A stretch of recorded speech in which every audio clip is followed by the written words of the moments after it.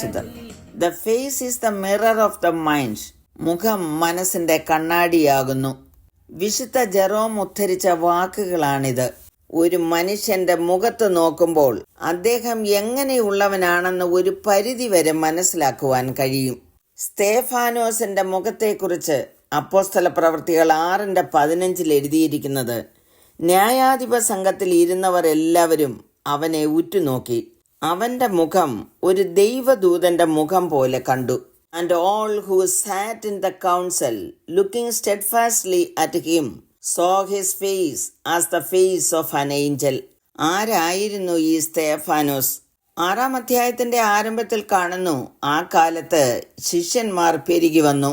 അവരുടെ ഇടയിലുള്ള വിധവമാരെ സംരക്ഷിക്കുന്നതിനും പരിപോഷിപ്പിക്കുന്നതിനും വേണ്ടി ശിഷ്യന്മാരുടെ ഇടയിൽ നിന്ന് 7 പേരെ തിരഞ്ഞെടുത്തു. അവർ വിശ്വാസവും പരിശുദ്ധാത്മാവിനാൽ നിറഞ്ഞവരും ജ്ഞാനവും നല്ല സാക്ഷ്യവും ഉള്ളവരായിരുന്നു. ആ 7 പേരിൽ ഒരുവനായിരുന്നു സ്തേഫാനോസും. 6-ാം അധ്യായത്തിന്റെ 8-ാം വാക്യത്തിൽ കാണുന്നു, അനന്തരം സ്തേഫാനോസ് കൃപയും ശക്തിയും നിറഞ്ഞവനായി ജനത്തിൽ വലിയ അത്ഭുതങ്ങളും അടയാളങ്ങളും ചെയ്തു. ദൈവത്തിലുള്ള വിശ്വാസവും പരിശുദ്ധാത്മാവിന്റെ നിറവും സ്തേഫാനോസിനെ അത്ഭുതങ്ങളും അടയാളങ്ങളും ചെയ്യുന്നവനായി ദൈവം ഉപയോഗിച്ചു. വിവിധ ദേശക്കാരായ ആളുകൾ സ്തേഫാനോസിനോട് തർക്കിച്ചു.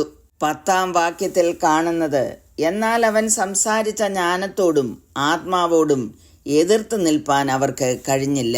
അതുകൊണ്ട് അവർ അദ്ദേഹത്തെ ഒരു കുറ്റവാളിയായി വിചാരണ ചെയ്യുകയും അവനെതിരെ കള്ളസാക്ഷികളെ കൊണ്ടുവരികയും ചെയ്തു. ജനത്തെയും മൂപ്പന്മാരെയും ശാസ്ത്രിമാരെയും ഇളക്കി അവന്റെ നേരെ ചെന്ന് അവനെ പിടിച്ച് ന്യായാധിപ സംഘത്തിൽ കൊണ്ടുപോയി. ന്യായാധിപ സംഘത്തിലിരുന്ന പുരോഹിതന്മാർ, ഭരണാധികാരികൾ, ശാസ്ത്രിമാർ, മൂപ്പന്മാർ ഇവരെല്ലാവരും സ്തേഫാനോസിനെ ഉറ്റുനോക്കി. അപ്പോൾ അവന്റെ മുഖം ഒരു ദൈവദൂതന്റെ മുഖം പോലെ കണ്ടു.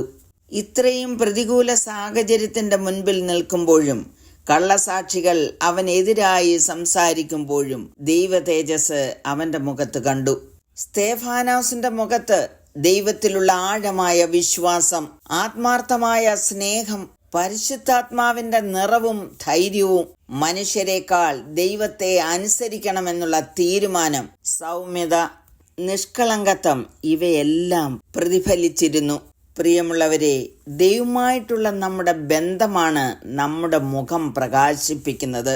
ദൈവത്തിന്റെ അടുക്കലായിരുന്ന മോശ സീനായി പർവ്വതത്തിൽ നിന്ന് ഇറങ്ങി വന്നപ്പോൾ ഇസ്രായേൽ ജനങ്ങൾക്ക് അദ്ദേഹത്തിന്റെ മുഖത്ത് നോക്കുവാൻ കഴിയാതെ വണ്ണം മോശയുടെ ത്വക്ക് പ്രകാശിച്ചിരുന്നു.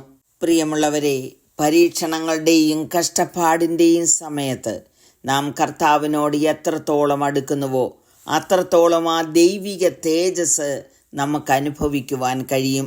പൗലോസ് പറയുന്നു, എന്നാൽ മൂടുപടം നീങ്ങിയ മുഖത്ത് കർത്താവിന്റെ തേജസ്സിനെ കണ്ണാടി പോലെ പ്രതിബിംബിക്കുന്നവരായി നാം എല്ലാവരും ആത്മാവാകുന്ന കർത്താവിന്റെ ദാനമായി തേജസ്സിന്മേൽ തേജസ് പ്രാപിച്ച് അതേ പ്രതിമയായി രൂപാന്തരപ്പെടുന്നു. ക്രിസ്തുവിന്റെ തേജസ് നമുക്ക് ഓരോരുത്തർക്കും അവിടുന്ന് വാഗ്ദാനം ചെയ്തിരിക്കുന്നു.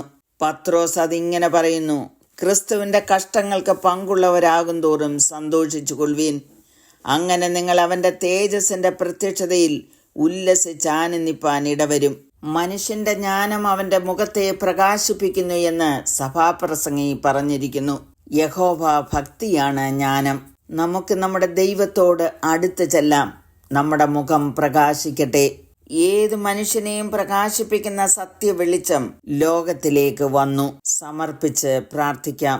കരുണയുള്ള പിതാവേ, അവിടുത്തെ തേജസ് ഞങ്ങളുടെ മുഖത്തിലൂടെ പ്രതിഫലിപ്പിക്കുന്നവരായി തീരുവാൻ കൃപ ചെയ്യണമേ എന്ന് യേശുക്രിസ്തുവിന്റെ നാമത്തിൽ അപേക്ഷിക്കുന്നു. കേൾക്കണമേ. ആമേൻ.